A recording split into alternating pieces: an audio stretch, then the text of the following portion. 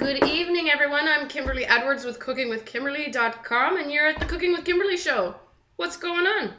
We're cooking dinner tonight, and what I'm making is some smoked paprika roast chicken quarters. Now, chicken quarters typically more inexpensive than other cuts, like a chicken breast. Got me?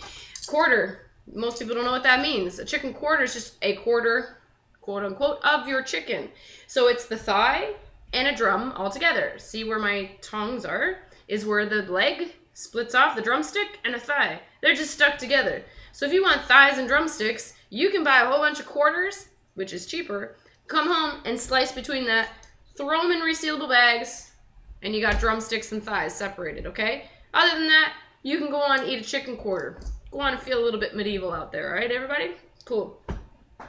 So, this evening, I know paprika sounds really boring and bland to most people, and most of the time it is, because most of the paprika we get tastes very bland, and it actually doesn't have much taste at all, does it? Not really. Hungarian paprika that has a nice spicy flavor. Today I am using this awesome ingredient I got from First Foods, and that's in Toronto. Check them out online, First Foods.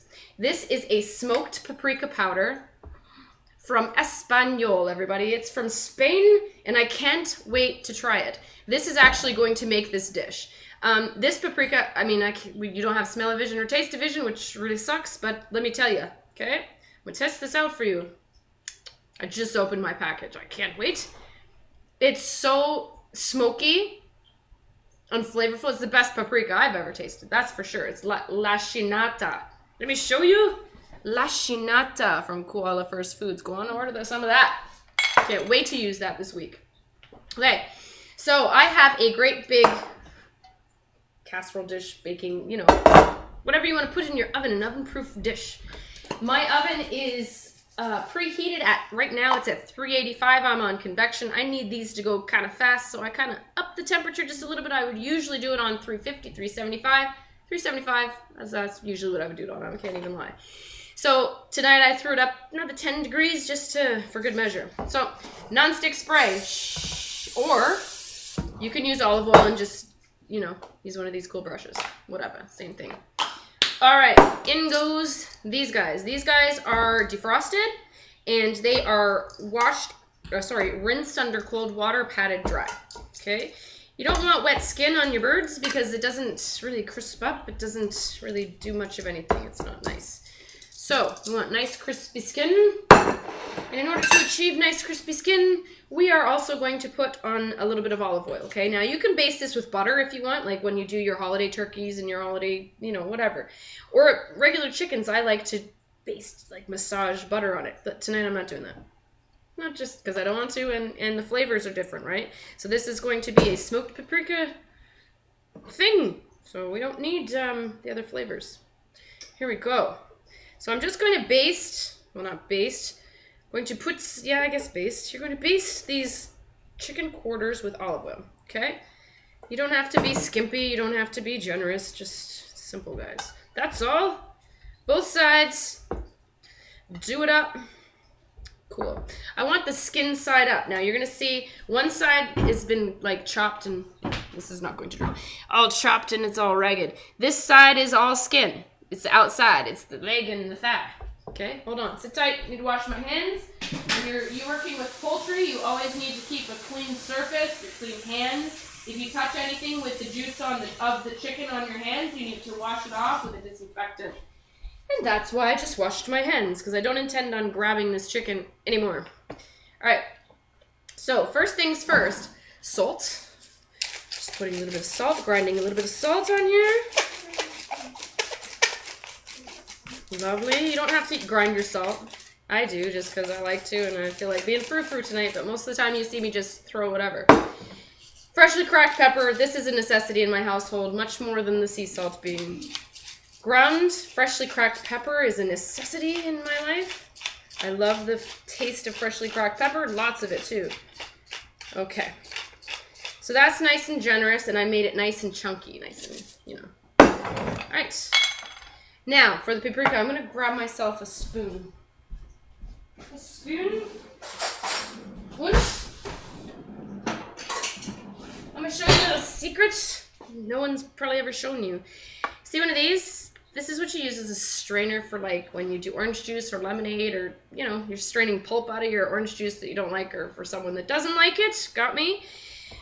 This is a strainer. So what I'm going to do is I'm going to use it like the same principle as a sifter when you're sifting flour and baking soda for baking. So I'm going to put a little bit of this paprika. I don't know, that looks like probably half a teaspoon, okay? And I'm going to sift it all over the top of these just to get a nice even sprinkle and completely coat it, because this is the entire point of this dish. Is the smoked paprika is the featured ingredient. You know what I mean? So let's feature it. Let's make it the real deal Holyfield of the chicken tonight. So now I've got this beautiful chicken. It smells so smoky and beautiful. And it looks pretty too. So into this oven they go until they're golden brown and the skin is beautiful and crispy. That's probably going to take at least an hour. That's what I'd say. At least an hour. Make sure they're defrosted. It makes your life a lot easier. So I'm going to throw these in right quick. Hold on. All right.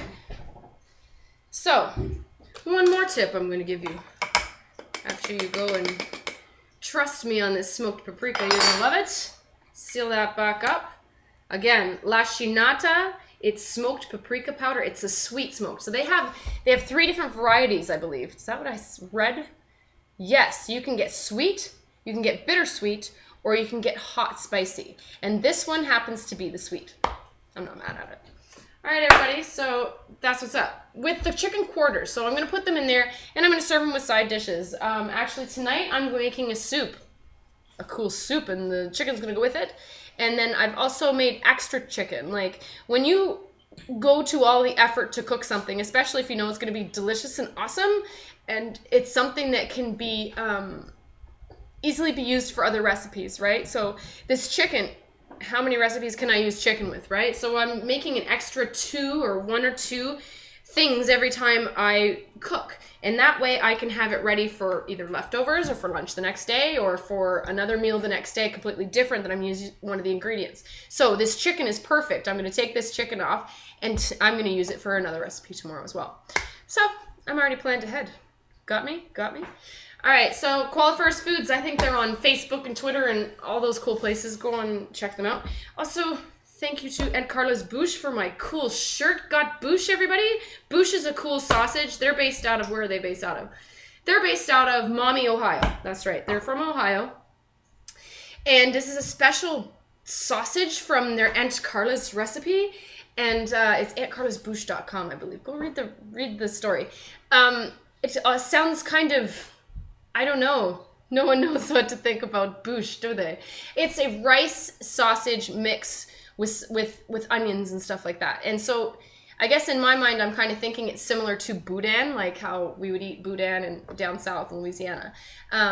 Bouche kind of sounds like it too. So I can't wait to try it. I should have a shipment this week coming up. I can't wait to show you how awesome it's going to taste. I have some really cool recipes coming up to share with you guys. And that's that. So that's what's up. I guess I'll show you in a minute what these guys look like in picture on the site. All right, everybody? Follow me on Twitter at Cooking with Kim E with a capital E. Check me out on Facebook on the fan page. It's facebook.com/cookingwithkimberly, youtube.com/cookingwithkimberly. You can find all my shows, and the site is cookingwithkimberly.com. And go get some recipes. Interact with me. Let me know what's going on. I want you to be a champion in your kitchen, experiment, and eat deliciously. Ciao. Bye.